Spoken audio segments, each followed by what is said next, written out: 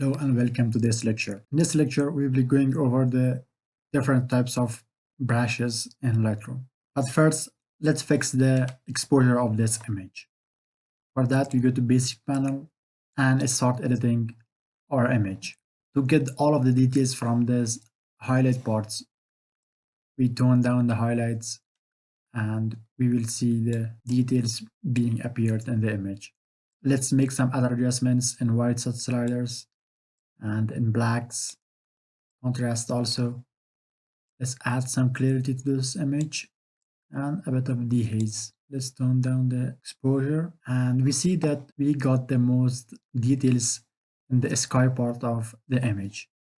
But where our subject is located at the bottom part, we got darkened and we don't see much more details. At this point, we have to choose whether we want to add details or get the details in the sky or the highlights are brightening in the bottom part of our image. To fix that, we will be using graduated filter, or it's shortcut M. Graduated filter selects a specific part of your image and lets you customize and edit that locally. As you are seeing, we have this plus cursor, and by clicking and dragging, we'll have these three lines, and in this image, I will be selecting the bottom part. So at this part, it's enough. To see which areas are being affected, just stay on this button and the affected areas will be highlighted with red color. Or you can select this button, show selected mask overlay. You will see the areas that are being affected if you change any sliders or any settings in this filter. And we see in this filter that we have all these different sliders that we have learned at different panels and different sections of Lightroom. We can see all of them or most of them anyway in here, and we can use it to edit our image locally. For example, if I increase the exposure, Lightroom will only increase the exposure on the areas that the filter is applied. Or similarly, contrast or clarity or any others of these sliders in here. For example, I want to decrease the haze from the bottom part of the image. We can use that by this slider, and we see that the top portion of our image stays untouched and the same. By using this, we can get all of the details in the highlights and also bring back some of the exposure or some of the brightness in the bottom part of our image. For example, I'll be increasing the exposure and increasing the highlights and also shadows, some whites.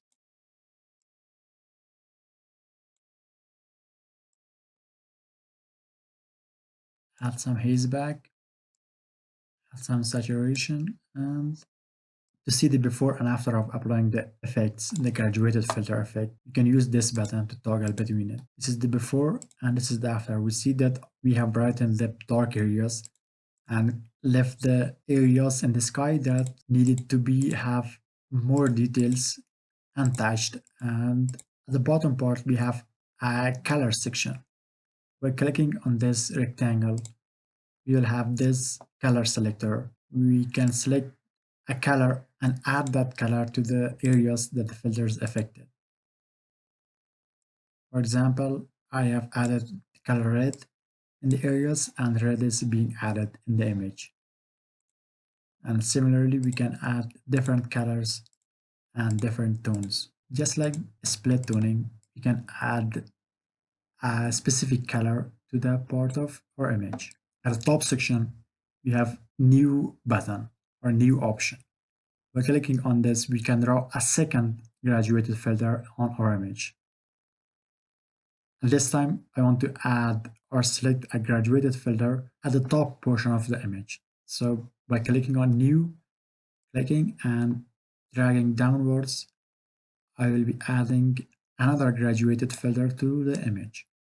And we see that this filter affects the top portion of the image. And the blue color is already selected, so it's adding blue color to the image.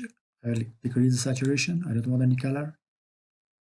And we see that we can have the same effects the same creative controls on different parts of the image. We can apply different settings, different effects on each part or every part of the image that we want. For example, I want to see how much of other details we can bring back to the image. So just by experimenting, we'll see that we can get some details to the image. For example, we want to add a color to the sky, or we want to exaggerate the colors of the sky. We can do that by adding a specific color to the areas that we selected.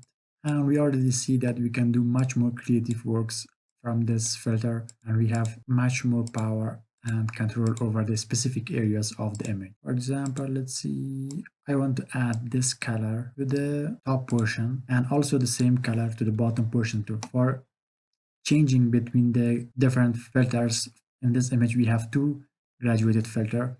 Just click on this button and you will be toggling between the palettes. To add a color, click on this rectangle and just like this. At the bottom, we see that we have another option enabled, range mask. For now, it's off. These two options turned on for us. What it does is range mask removes the effects of the mask from specific areas that you want to select. For example, we want to remove the effects of the graduated filter from the dark areas of our image. What we can do is we will tell the Lightroom that add the effects of this filter to the bright areas and remove it from the dark parts. Right areas are bright, are highlights. This left area is shadows. We tell the Lightroom that the areas that has these range of luminance, just add the mask or the effects of the mask to that areas and remove it from the areas that have or that are below that luminance range of this selected areas. If we select to the right, it will just add the effects of the mask to the extreme bright areas. Or if you go to the left, it will just add the effect to the dark areas of this image. For example, if we go to the dark parts, we know that these parts are darker than these areas. So by selecting that, Lightroom just added the effects on these parts and removed the effects from these highlight parts. If you want to add the effects just to the highlight part, we'll select the highlights and it will be added in the highlights and removed from the darker areas. Smoothness is the smoothness of the mask or the effects that are being applied. And yeah, you can see the effects. It selects the smoothness of the mask. You can see that better from this area. Or another option that we have is we can pick the luminance areas ourselves by using this picker. For example, we want to say that we want the effects of the mask just on the areas that are similar to luminance of this part. Just by clicking on it, Lightroom will select automatically that areas or that luminance range and add the effects of the mask to it. With this option, you can see which areas are being affected better and precisely. By clicking, we will see that we are toggling the selection of the mask. So if you want to use that creatively, you can select a range mask for the bottom portion also. And let's remove the effects or the color that we added from the dark parts and just keep it from the highlights because it's being reflected from the sky and it will be only visible at the bright areas in the bottom portion of the image, not at the extreme darks.